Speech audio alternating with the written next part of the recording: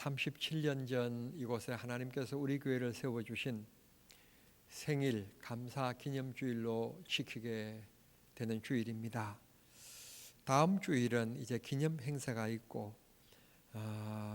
지난 37년을 뒤돌아보면 흔히 많은 사람들이 말하고 있는 것처럼 눈 깜빡한 사이에 37년이라고 하는 세월이 지나간 것 같은 느낌을 받습니다.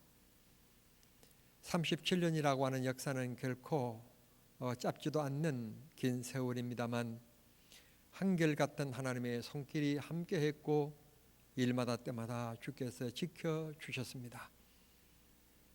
37년의 세월 동안 헌신에 오신 은퇴 중직자들을 비롯해서 각재윤 장로님을 비롯하여 현재 시무 장로님들이 변함없이 하나님의 교회를 섬겨주시고 헌신해 오셨기 때문에 오늘 37주년이라고 하는 기쁨의 아침을 맞게 된 줄 믿고 담임 목사로서 모든 중직자들과 함께 37년의 현장의 자리에 앉아있는 모든 성도들께 감사와 함께 하나님께서 이 시간 우리 모두에게 은혜와 복을 특별히 나눠주시는 축복의 시간이 꼭 될 수 있게 되기를 우리 주님 이름으로 축원합니다.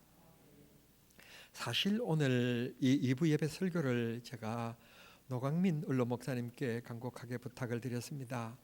그랬더니 언론 목사님께서 담임 목사가 설교해야지 그러면서 극구 사양을 하셔서 제가 뜻을 이루지 못했습니다. 사실 제 본심은 이랬습니다. 제가 늘 이렇게 주일 예배 서서 설교하는 입장이었길래 저도 좀 앉아서 설교를 듣는 입장이 되고 또 한편으로는 37년을 맞이했으니까 참 그동안의 성도님들 고생 많이 했다고 그렇게 좀 격려도 해주시고 축복도 해주시라고 그런 뜻으로 제가 부탁을 드렸는데 어르신께서 사양을 하셔서 제 뜻을 이루지 못했습니다. 그런데요, 하나님이 하시는 일은 참 위대하시다고 하는 것을 제가 깨닫는데 오늘 3부 예배가 1장로회 헌신 예배예요. 그런데 1장로회에서 말씀을 우리 울로 목사님이 전해주셨으면 좋겠다 그러시면서 저를 찾아오셨어요. 그래서 제가 전화드리면 또 이 어르신이 내가 못한다고 했는데 또 전화했느냐고 그러실까 봐 제가 전화는 했지만 바로 바꿔드렸어요. 그랬더니 두 말도 않고 설교를 승낙하셔서 조금 후에 3부 예배 설교를 해주시게 되었어요. 여러분은 기쁘게 하면 하지만 내가 거기서 깨달은 게 하나 있는 게 목사가 아무리 큰 소리 빵빵 쳐도 장로에게는 약하구나. 목사가 얘기할 때는 목사님이 말씀을 안 들어주시더니 장로님이 전화 한 통화에 그냥 오케이 하시는 것 보니 역시 하나님 다음에 목사에게는 장로님들이 무섭구나. 그래서 지금까지는 제가 장로님들을 너무 사랑하고 그냥 친구처럼 그냥 이렇게 지내왔는데 오늘부터는 좀 어렵게 생각하려고 합니다. 지난 세월 고생 많이 하셨습니다. 땀 많이 흘리셨고 눈물 많이 쏟으셨습니다. 37년 그저 된 세월이 아니고 여러분의 그런 헌신이 있었기 때문에 우리 교회가 37번째 생일을 맞게 된 줄 믿습니다. 37년이라는 세월이 어느 누구에게는 인생 전부이기도 하는 사람도 있을 것이고 어느 분에게는 눈물의 세월인 분도 계실 것이며 많이 기도해 오신 그리고 새벽을 지켜 오신 세월이기도 하셨을 것입니다. 이런 한 분 한 분을 통해서 하나님께서 오늘 37년이라고 하는 퍼즐을 맞추며 생일 아침을 맞게 해 주셨습니다. 이 37년을 세번해 보면 한 사람 한 사람이 계셨기 때문에 바로 오늘 이 자리에 앉아 계시는 여러분 한 분 한 분이 계셨기 때문에 오늘 우리는 이 아침을 맞게 된 것입니다. 지금 우리 전국적으로 온 국민들이 마음을 조아리고 있는 울진 삼척 강릉 지역에 그 아름다운 강산이 불타고 있습니다. 3일째 불타고 있습니다. 오늘 그 큰 불을 꼭 진압하는 그런 하루가 꼭 되기를 마음을 그렇게 가지면서 오늘 하루를 시작하게 되어지는데요. 뜻밖에도 그 산불 중에 하나는 어떤 한 사람이 그 분노함을 잠재우지 못하고 그 불을 지름으로 하여서 오늘 이 큰 산불이 시작되었다는 것입니다. 한 사람에 의하여서 이렇게 4천여 명의 군 부대의 군인들과 더불어 이 소방에 관계되어진 분들이 동원되어져서 이렇게 땀을 흘리고 있는 것입니다. 그런가 하면 우리가 스포츠에서 보는 것처럼 선수 한 사람의 승리 때문에 온 국민들이 흥분하고 기뻐하고 즐거워하며 대한민국 국민이 된 자부심을 느끼게 하기도 하는 것입니다. 오늘 우리 교회가 37년이 된 것은 어느 특정한 분에 의하여서 된 것도 아니고 오늘 이 자리에 계시는 여러분 한 분 한 분들이 영혼을 사랑하는 마음, 주님을 사랑하는 마음으로 헌신하고 봉사해 오셨기 때문에 오늘이 있는 줄로 믿습니다. 이 세상 다 흔들려도 앞으로 주님이 이 땅에 다시 오시는 그날까지 청남중앙교회는 흠과 티가 없는 올바른 교회로, 바른 교회로 하나님 앞에 세워지고 드림이 있는 귀한 교회가 꼭 될 수 있게 되기를 우리 주님 이름으로 축원합니다. 이 교회 생일날 아침에 다시 한번 더 교회 사명, 교회 기본에 대한 말씀을 다시 우리는 생각지 않을 수가 없습니다. 이 교회가 꼭 지켜나가야 될 것, 첫째, 바른 예배입니다.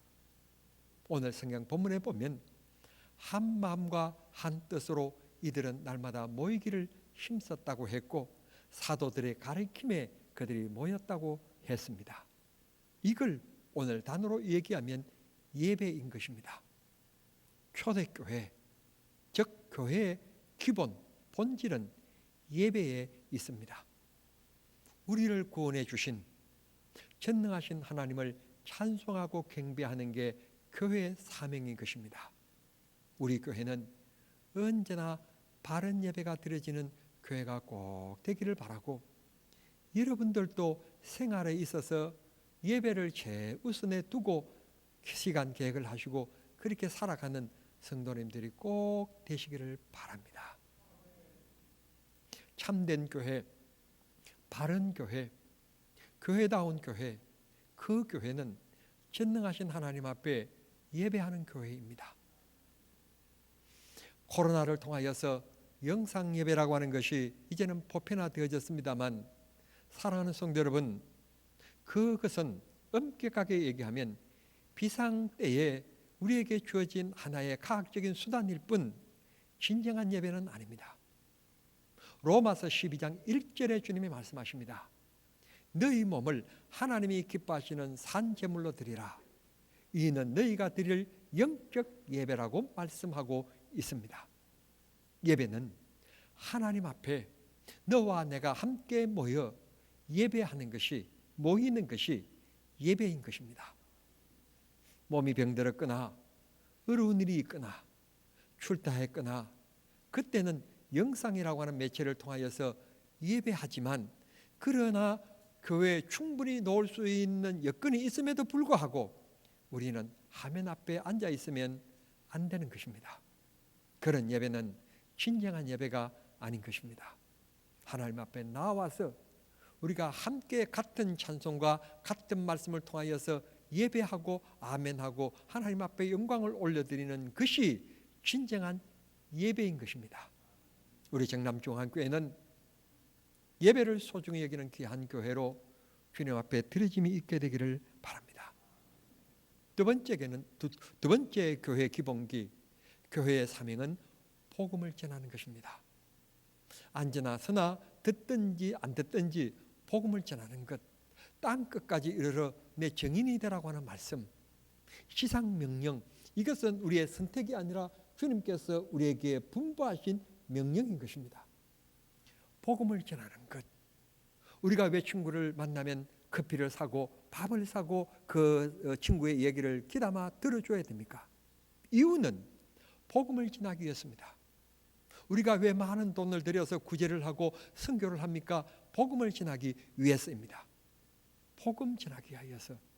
고로 우리는 이 세상에 내가 만난 그 예수를 또 만나지 못한 그 사람들에게 전하여서 예수 만난 기쁨의 삶을 살아갈 수 있도록 만드는 게 우리의 사명이고 이 교회의 사명인 것입니다. 복음을 전하는 정남중앙교회가 꼭 되십시다. 예수 믿으면 천국 가지만 예수 믿지 아니하면 지옥 가지 않습니까? 주님께서 우리들에게 주어주신 만나게 하고 주어진 환경 속에서 그 많은 사람들, 그 사람들에게 예수가 구주라고, 예수가 그리스도라고, 예수만이 생명이고 길이라고 우리는 복음 전하는 기회를 잊지 말아야 될 줄 믿습니다. 오늘 성경 본문 보면 초대교회 성도들은 날마다 모였고 그리고 모여서 땅을 팔고 집을 팔았습니다. 땅을 팔고 집을 판 이유는 선행을 하기 위해서인데 그 선행의 이유가 뭔가 하면 복음을 전하기 위해서였습니다. 가난한 사람들에게 나누어졌습니다. 나누어준 이유는 복음을 전하기 위해서입니다. 예수 믿게 하기 위하여서 그 선행을 했던 것입니다. 우리 교회도 복음을 전하는 교회가 되어야 될 줄 믿습니다. 이 예수 만나면 기쁩니다. 이 예수 만나면 즐거워집니다. 이 예수 만나면 내가 살아가는 삶의 인간의 삶의 의미를 깨닫게 되어지는 것입니다. 아시는 바와 같이 지난달 26일 날 우리나라의 최고의 지성인으로 알려져 있고 대학 교수시며 시인이시며 작가시며 강연자이시고 최고의 지성 88 올림픽 때 우리나라의 문화를 세계 속에 알려야 된다라고 하는 굴령새 돌리기를 착안해냈던 그분이었던 이어령 박사가 세상을 떠나셨습니다. 그리고는 어제 그제 2일날 5일장으로 장례를 치렀습니다. 그분이 마지막 사랑하는 제자인 김지수 작가를 만나서 마지막 남긴 인생 수업이라고 하는 책을 기록할 수 있게 그 김지수 작가를 만나서 수시간 동안 그런 교제를 하면서 얘기를 서로 나누었습니다. 묻고 답하고. 그런데 이런 귀한 어른이 자기가 알고 있는 죄송합니다. 자기가 아니라 그분이 알고 계시는 풍부한 지식, 이하에 대해 손꼽는 교수, 필수 과목은 학생들이 할 수 없이 그 과목을 반드시 청강해야 됩니다. 들어야 됩니다. 그리고 학점을 받아야 됩니다. 그래야 졸업을 할 수 있습니다. 그런데 이어령 박사는 필수 과목이 아니고 교양 과목, 그건 내가 안 들어도 되는 과목입니다. 그런데도 불구하고 학생들이 적게는 200명, 많게는 500명인데 500명 이상도 받을 수 있는데 수강 신청을 해서 내가 그 교수의 강의를 듣겠다. 그런 학생들이 500명이 넘는데 문제는 이 아이에 대해 500명이 들어갈 수 있는 강당이 없어서 학생들의 그것을 500명밖에는 못 받았다는 거예요. 매 학기마다 적게는 200명, 많게는 500명이 모여서 그분의 강의를 들었다는 것입니다. 그랬던 그분, 책을 많이 읽고 많이 보고 많이 듣고 그랬던 지성, 이 세상, 이 땅 위에 대한민국이 자랑하는 지성인이라고 흔히 얘기하는 그분, 그랬던 그분이 예수를 만납니다. 그분의 표현으로 이야기했다면 어둠 속에 빛을 본 것 같은 기쁨이 있었다는 말씀을 합니다. 그 많이 공부하신 분이 그렇게 명예도 있고 초대 문화부 장관을 지난 근력도 있었던 분, 이런 귀한 지성인이 그동안에 자기는 어둠 속에 갇혀 있었다는 거예요. 자기가 어둠 속에 있는 줄도 몰랐다는 것입니다. 그게 최고인 줄 알았다는 것입니다. 그런데 예수를 만나고 나니까 그게 어둠의 세계였고 빛을 만난 것 같은 기쁨이었다는 것입니다. 오늘 많은 사람들이 돈에 차여 있습니다. 성에 차여 있습니다. 향락에 차여 있습니다. 명예에 차여 있습니다. 그러나 그게 전부인 것처럼 생각합니다. 지난밤에도 술을 마시면서 곤드레 만드레 된 젊은이들이 엄청나게 대한민국에 많을 겁니다. 그들이 예수를 만나야 될 이유, 예수를 만나면 그런 자기의 삶이 기쁨이고 즐거움이고 인생을 사는 길이라고 생각했던 그들이 그 길이 잘못됐다는 것을 알고 이게 생명의 길이고 이게 사람답게 사는 길이라는 것을 그들이 깨닫게 되고 정말 이 사회는 정말 범죄 없고 질서 있는 행복한 아름다운 나라가 될 것입니다. 대통령께서 그런 나라를 만드는 것 아닙니다. 내가 이 나라를 어떤 나라를 만들겠습니다 얘기들 하지만 천만의 말씀입니다. 그런 나라를 만들 수가 없습니다. 그런 나라를 만든다면 경찰과 검찰을 앞세워서 미는 길밖에 없습니다. 짓밟는 길밖에 없습니다. 그렇게 돼서 나라가 되는 것은 아닙니다.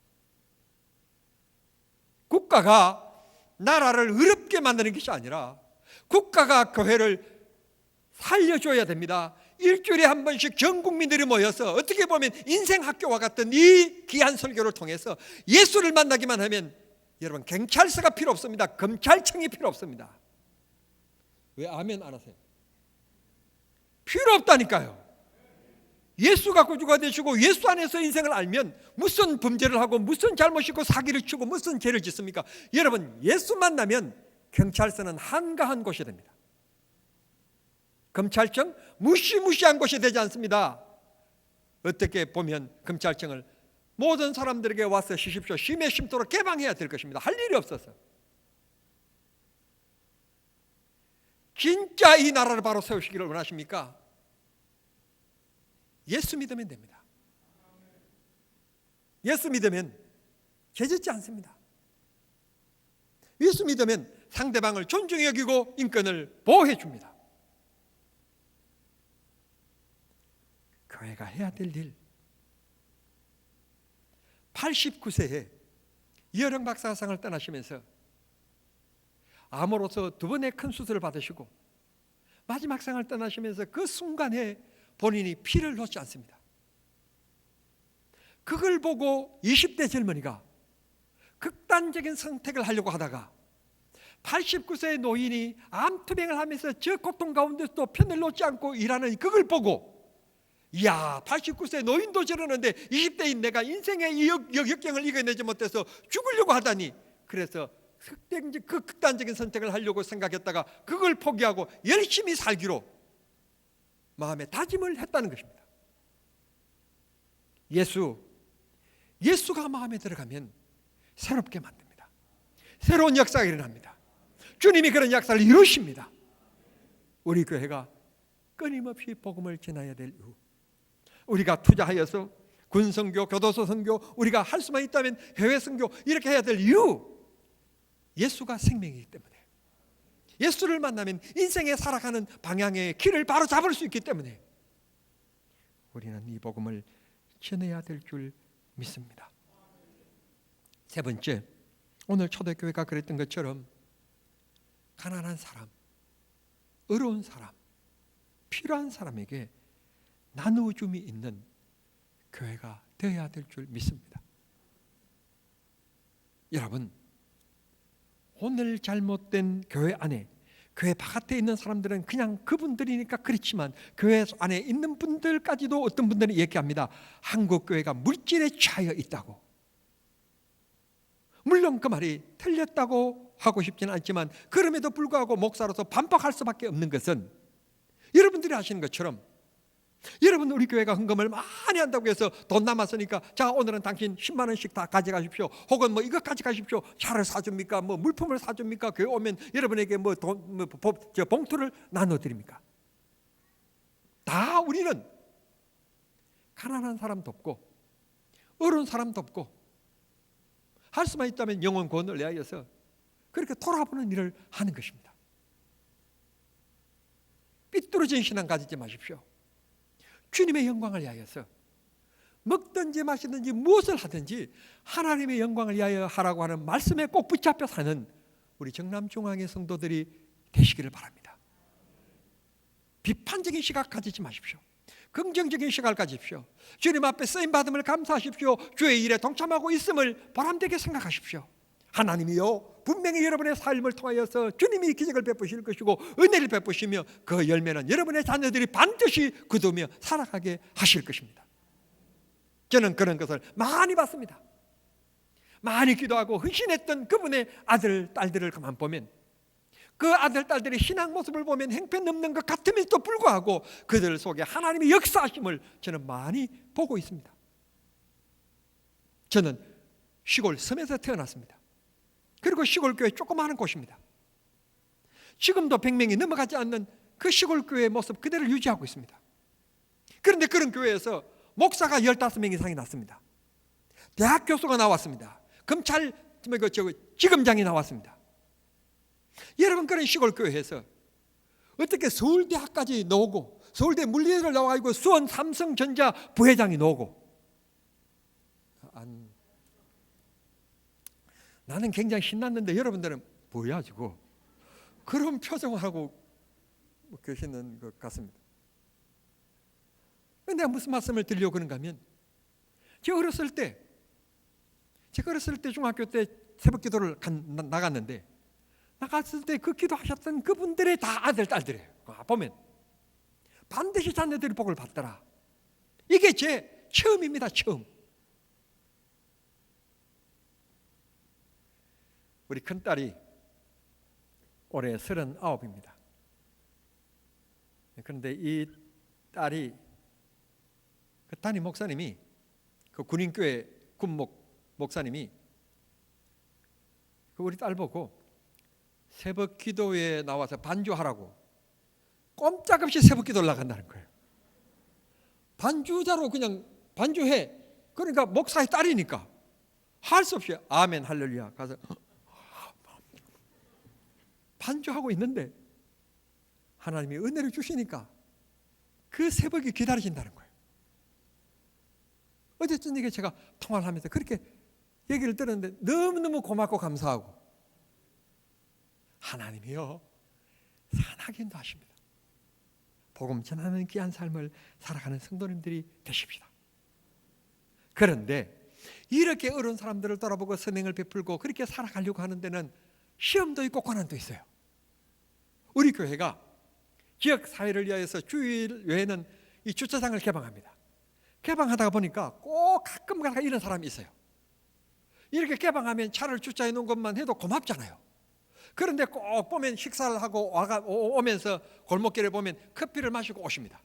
내가 멀리서 쳐다보면 커피를 마시고는 그 종이컵을 가지고 타야 돼요, 버리고 가야 돼요? 이상하네. 그걸 마시고는 문을 턱 열고는 버리고 가요. 글쎄,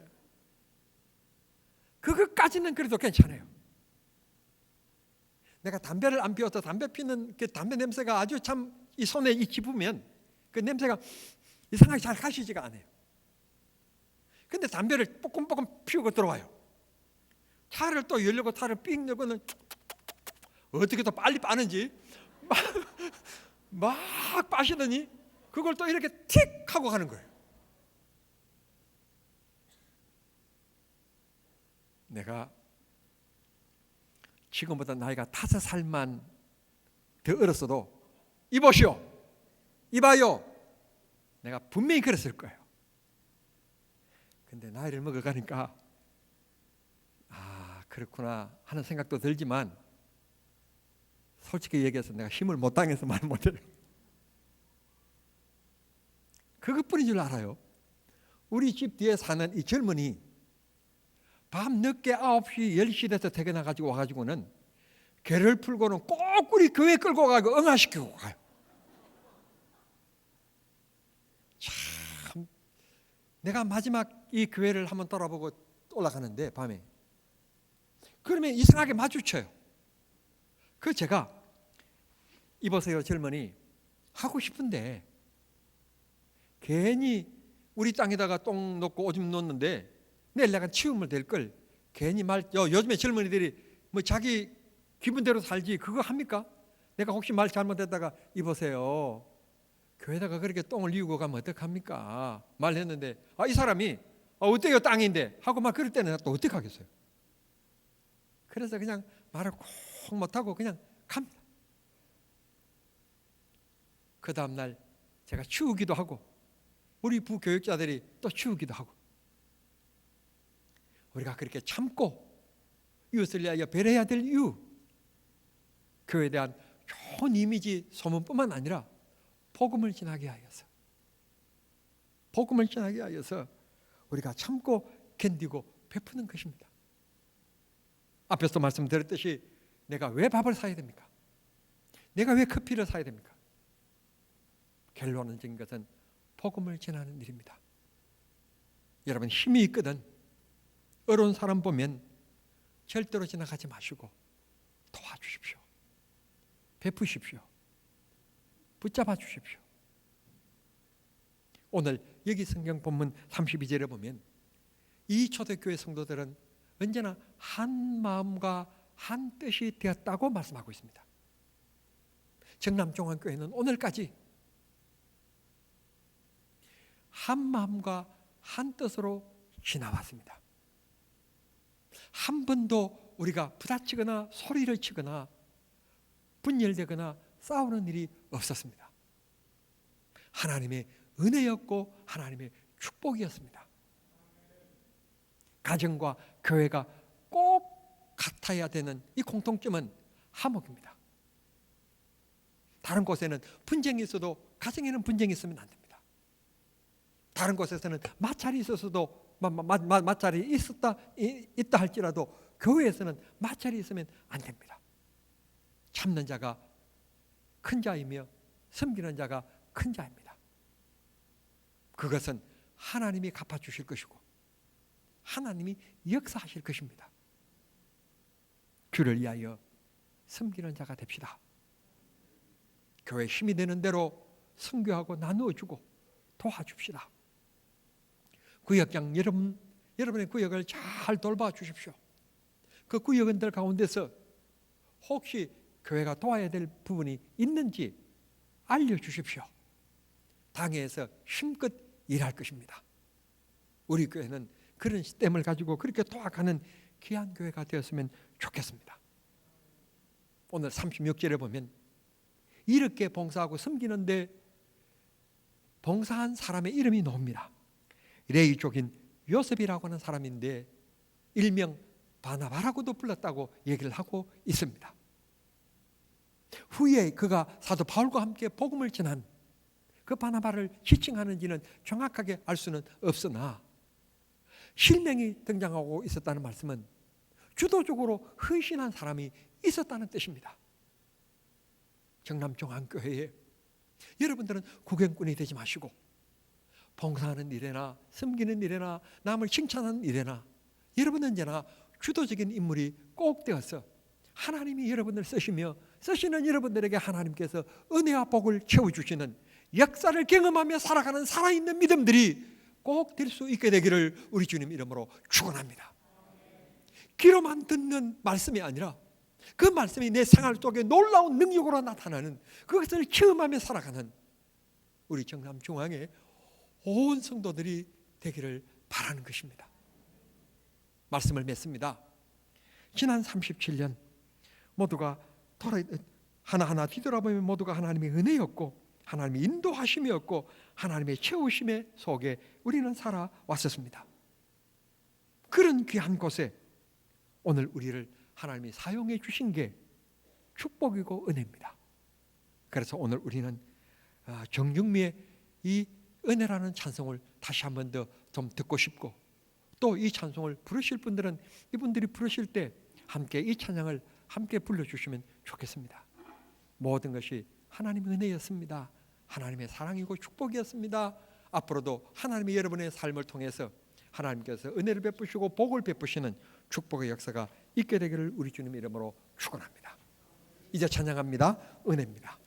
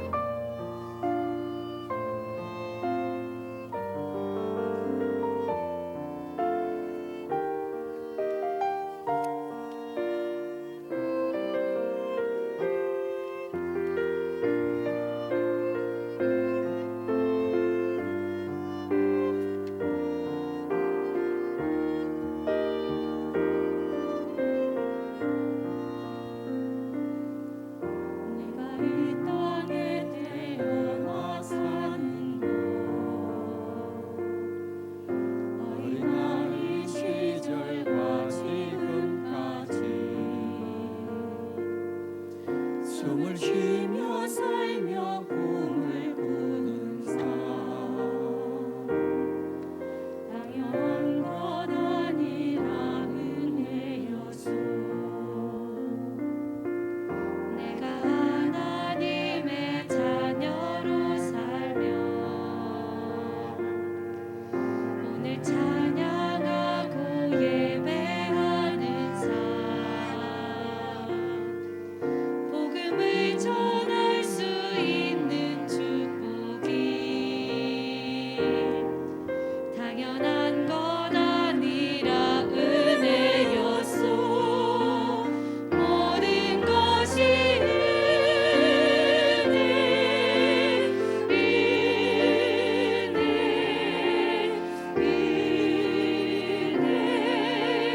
한없는 은혜 내 삶에 당연한 것 하나도 없었던 것은 모든 것이 은혜였소 모든 것이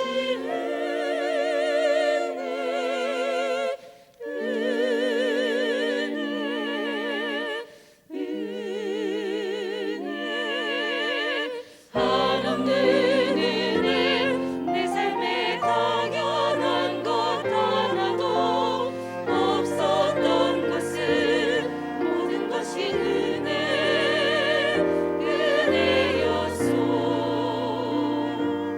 모든 것이 은혜였소 모든 것이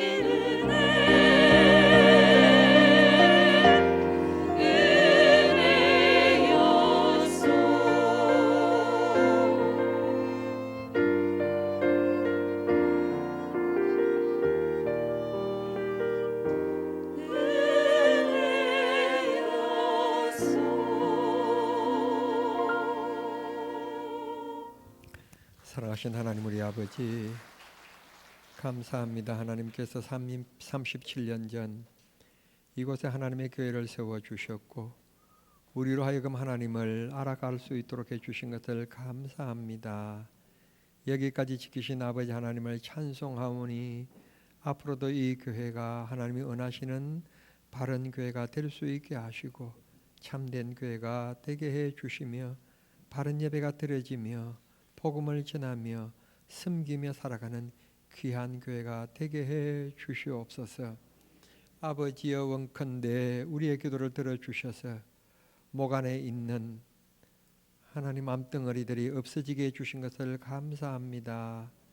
기적을 베푸신 아버지 하나님께서 조동원 집사님을 기억해 주셔서 하나님 치료해 주시고 빨리 의식이 돌아오게 하시며 아버지 하나님의 능력이면 능치 못할 일이 없는 줄 믿습니다. 도와주시기를 기도합니다. 이 길로 하나님께서 부르시더라도 감사한 것은 예수 믿고 집사되어 영생 얻게 되었으니 감사합니다. 모든 것이 주님의 손에 있사오니 주님 역사하여 주시옵소서. 몸이 불편한 분들을 위하여 기도합니다. 도와주시고 인도하시고 힘주셔서 주님을 위해서 더 많은 일 하다가 가기를 원합니다. 일할 기회를 허락해 주시옵소서. 지금 코로나가 20만 명이라고 하는 놀라운 사람들이 매일 확진되고 있습니다. 뜻밖의 200명에 가까운 사상자가 나고 있습니다. 하나님 사랑하는 성도들을 지켜 보호해 주셔서 이 못된 바이러스가 가까이 하지 못하게 지켜 보호해 주시고 뜻하지 않게 강원도 이 아름다운 강산에 불타고 있습니다. 오늘도 진압을 위하여 애쓰고 있는 공무원들, 군인들 하나님 도와주셔서 빨리 큰 불을 잡을 수 있게 하시고 빨리 진화될 수 있게 해주시며 생각지도 못하는 날에 집을 잃은 이재민들이 있습니다. 하나님 이들을 위로해 주시고 국가가 적절한 대책을 세울 수 있게 해 주시옵소서. 준호방 나가 수고하는 우리 아들들 군생활 잘하게 하시고 군생활 하는 동안에 나라가 어려운 일 당하지 아니하도록 도와주시기를 원합니다. 하나님 아버지 지난 세월 동안 수고한 귀한 종들을 다 기억하시고 37주년 현장에 있는 우리 모두가 한 사람 한 사람 주 앞에 존귀하고 귀하게 쓰임받아 내가 하나님의 사랑받고 우리 자녀들이 하나님의 복을 받는 역사의 대물림이 있게 해 주시옵소서. 예수님의 이름으로 기도하옵나이다. 아멘.